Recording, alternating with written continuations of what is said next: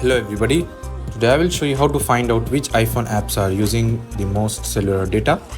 So for this, open settings. Now tap on cellular or mobile service. From here, tap on view app usage. For this, don't tap, just simply scroll down to see the list of apps. Now from here, it will show you the app's name and you'll find the amount of data it has consumed. Now reset statistics. If you want to start fresh, tap reset statistics to clear all data usage.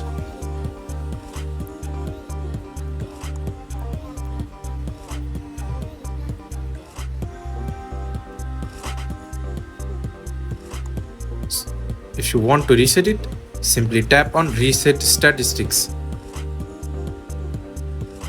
Disable app cellular data. If you want to prevent an app, go again to that option, and if you want to prevent the app from using your cellular data, simply turn off this option.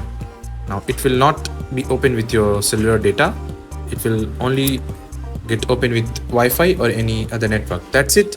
Thanks for watching. See you in next tutorial.